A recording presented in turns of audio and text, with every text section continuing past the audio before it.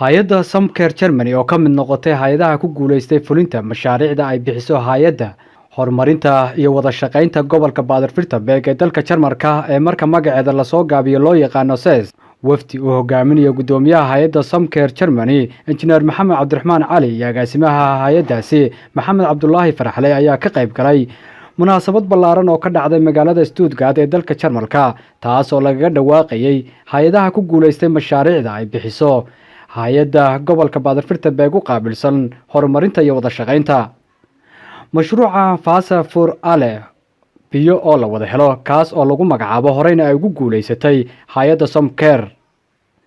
Goobta ay munaasabadu ka dhacaysay waxaa ka qayb galay xildhibaano ay ka mid ahaayeen xildhibaanka magaalada kulankan soo qaban qaabisay Stuttgart, haweeneyda lagu magacaabo Schwarz, iyo sidoo kale mas'uuliyiin kale oo ka mid ah xisbiga Greenka. Guddoomiyaha Hayadda Somcare oo halkaasi hadal ka jeediyay ayaa ka warbixiyay waxyaabaha ay maanta ku guuleysteen.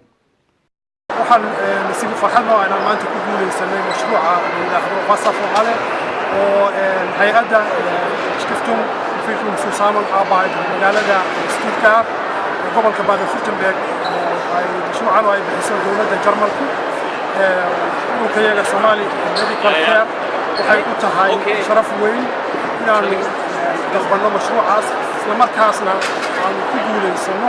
sidoo kale waxay sumcad u tahay dhammaan hayadaha Soomaaliyeed ee ka jira dalka Jarmalka iyo guud ahaan magaca Soomaali. waayo Soomaaliya kadib kulankan iyo munaasabada marka ay soo dhamaatay ayaa hay'adihii ku guuleystay mashaariicda waxa la guddoonsiiyay shahaado sharaf ay ku mutaysteen shaqooyinka ay soo qabteen. kulankan oo ahaa mid 3 maalmood ka socday halkaasi ayaa inta badan waxa ay ku soo bandhigeen hay'adihii mashaariicdaani hore ugu soo guuleystay waxqabadyadoodii sida hay'adda Somcare. Abdirahman SBC Germany.